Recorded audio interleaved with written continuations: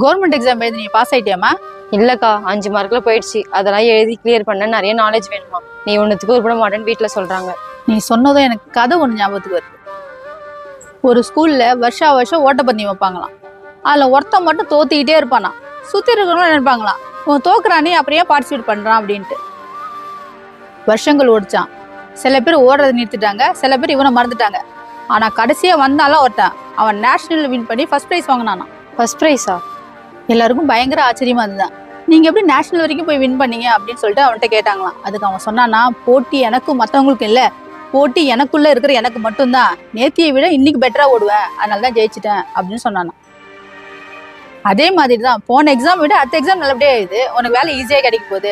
நம்ம டார்கெட்டை நம்ம தானே ஃபிக்ஸ் பண்ணணும். 30 ரூபா ஆச்சு.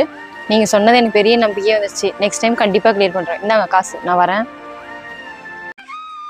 ஃபைனலா எவ்வளவுதான் தருவீங்க? நான் தான் சொன்னேன், 9000 எம்ஆர்பி மரத்தொட்டில 7650 ரூபா வருது. அதுக்கு மேல கட்டுப்படி ஆகாதுங்க. ஆன்லைன்ல இதே தொட்டில் தான் 40% டிஸ்கவுண்ட் போட்டிருக்காங்க. ஆன்லைன் கூட எல்லாம் கடைக்காரங்க போட்டி போட முடியுங்களா? 7500 ரூபா போட்டு கொடுங்க, எல்லாம் கட்டுப்படி ஆகும். சரி கொடுங்க. இந்தாங்க காசு.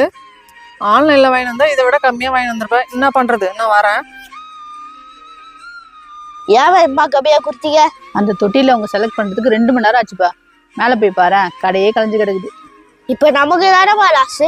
இன்னைக்கு சேல்ஸ் ரொம்ப கம்மிப்பா. அதுவும் இல்லாம 2 மணி நேரம் செலவு பண்ணி அந்த பொருளை காட்டினேன், அதான் கொடுத்துட்டேன். ஆன்லைன்ல இத்தனை பிரிச்சு பார்க்க முடியுமா? இவ்வளோ ரேட்டு கம்மியா வாங்கிட்டு போறாங்க, இருந்தும் ஆன்லைன் தான் பெஸ்ட்னு சொல்லிட்டு போறாங்க. அதை நினைச்சாதான் கஷ்டமா இருக்கு. என்ன ஆண்டி? கேரம் போர்டு நேற்று வாங்கி போனல, மாத்தணும். உள்ள போங்க ஆண்டி. நேற்று தான் இந்த கேரம் போர்டு வாங்கி போனேன், இதை மாத்தி கொடுங்களா? டேமேஜாவா இருக்கு? நான் பார்த்து தானே கொடுத்தேன். இது ரொம்ப லைட்டா இருக்கான், அதனால உடஞ்சிடணும் பயப்படுறாங்க. நேற்று நீங்க தானே வந்து வாங்கினீங்க, ரேட்டு கம்மியா நீங்க தானே கேட்டீங்க. உட்டன்ல இதோட ஹெவியா இருக்குன்னு சொன்னா இல்லையா? நான் தான் வாங்கி போனேன், வீட்டுல பிடிக்கலன்னு சொல்றாங்க. மாத்தி கொடுத்துருங்களா? இந்த மாதிரி கவரை கிழிச்சு கொடுத்தீங்கன்னா நான் எப்படி இந்த பொருளை விற்க முடியும் சொல்லுங்க? இதை நீட்டா பேக் பண்ணி கொடுத்தாதான் விற்கவே முடியும். இதுக்கு கவர் வாங்கணும்னா இல்லை சீல் பண்றதுக்கு மிஷின் வாங்கணும்னா நீங்களே சொல்லுங்க. நாங்களும் கடை தான் வச்சிருக்கோம். சரி மாத்திக்கோங்க. சாயங்காலம் என் பேரனை கூட்டு வந்து அவனுக்கு பிடிச்சதை நான் வாங்கிக்கிறேன். நான் வரேன். இந்த பொருளை எப்படிப்பா விற்கிறது? அவங்களுக்கு அவங்க பொருள் முக்கியம். நம்மளால அந்த பொருளை திரும்ப விற்க முடியுமா விற்க முடியாதுன்றத பத்திலாம் கவலை இல்லை. அவங்களுக்கு காசு முக்கியம், நம்மளை பத்திலாம் கவலையே இல்லை. அதை நினைச்சாதான் கஷ்டமா இருக்கு. எங்க பொண்ணுக்கு குழந்தை பிறந்ததுல இன்னைக்கு வீட்டுக்கு அனுப்புறாங்க, அதான் உங்ககிட்ட சொல்லிட்டு போலான்னு வந்தேன். அப்படிங்களா? குழந்தைக்கு ஏதாவது வேணும் நம்ம கடைக்கு வாங்க, எங்களை மறந்துடாதீங்க. அதெல்லாம் மறக்க மாட்டேன். மறக்கிற மாதிரி இருந்தா ஏன் நான் வந்து உங்ககிட்ட சொல்லிட்டு போறேன் சொல்லுங்க.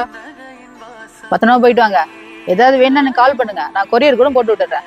சரி நான் வரேன். யாருக்கு அவங்க தெரிஞ்சவங்களா? இல்ல, போன வாரம் அவங்க பொண்ணை டெலிவரிக்காக அட்மிட் பண்ணியிருந்தாங்க. குழந்தை பிறந்துச்சா, அதான் போகல சொல்லிட்டு போறாங்க. உங்களுக்கு தெரிஞ்சவங்கன்னு நினைச்சேன். ஒரு கஸ்டமர் விளம்பரத்தை பார்த்துட்டு வேணா கடைக்கு போகலாம். அந்த கடையில கஸ்டமர் ஒழுங்கா கேர் பண்ணலன்னா நெக்ஸ்ட் டைம் அவங்க போக மாட்டாங்கப்பா. ஆமாக்கா, நேத்தி கூட நான் ஒரு கடைக்கு போனேன், கஸ்டமரை சுத்தமா கண்டுக்கவே இல்லை. நம்மள்ட்ட வர்ற கஸ்டமர்ட்ட அன்பா பேசி விலை கம்மியா கொடுத்தா இன்னைக்கு இல்ல என்னைக்குமே நம்மள்ட்ட போக மாட்டாங்கப்பா. அக்கா, இதெல்லாம் என் கணக்குல எழுதிக்கிறீங்களா? ஏற்கனவே உங்க கணக்குல 1200 ரூபாய் இருக்குது. இதுவே 1000 ரூபாய்க்கு மேல இருக்குன்னு இருக்கு. இந்த மாசம் சம்பளம் குறையுமே, பரவாயில்லையா? இந்த மாசம் என் ஃப்ரெண்ட்ஸ் 2 பேருக்கு பர்த்டே வந்துச்சு, அதான் வாங்கிட்டேன். நீங்க சொல்றதெல்லாம் எனக்கு புரியுது. வீட்டுல சம்பளம் குறையுதுன்னு கேட்பாங்களே, என்ன பண்ணுவீங்க? நான் கஷ்டப்பட்டு சம்பாதிக்கிறேன், எனக்கு செலவு பண்ண உரிமை இல்லையா? இப்படி எல்லா செலவையும் என் தள்ள கண்ணா என்னக்கா பண்றது? நான் உங்களை தப்பாவே சொல்லல. உங்க ஃப்ரெண்டுக்கு செலவு பண்ண வேணான்னு சொல்லல, கொஞ்சம் பார்த்து செலவு பண்ணுங்கன்னு தான் சொல்றேன். உங்க அம்மா சம்பாதிக்கிற காலத்துல அவங்களுக்குன்னு 1 ரூபா கூட எடுத்து வைக்கல. நீங்க சம்பாதிக்கிற காலத்துல கணக்கு பாக்குறீங்களா? இந்த மாசம் உங்க தங்கச்சிக்கு ஃபீஸ் கட்டணும், தெரியுமா தெரியாதா? ஆமாக்கா, எனக்கு மறந்தே போச்சு. உங்க அம்மா நகையை வச்சுதான் ஃபீஸ் கட்ட போறேன்னு சொன்னாங்க. அப்பதான் இந்த விஷயமே எனக்கு தெரியும். இதெல்லாம் வேணாக்கா, இது இங்கே இருக்கட்டும். காசா இருந்தாலும் எங்க அம்மா கிட்ட கொடுப்பேன். என் ஃப்ரெண்ட்ஸுக்கு ஏதாவது சின்னதா கிஃப்ட் வாங்கிக்கிறேன். நான் ஃப்ரெண்டுக்கு கிஃப்ட் வாங்கி தரேன்னு சொல்லல, நம்மளால முடிஞ்சது தானே பண்ணணும். என்னைக்கா இருந்தாலும் நம்ம ஃபேமிலி தானே நமக்கு ஃபர்ஸ்ட், அதுக்கு தான் சொன்னேன்.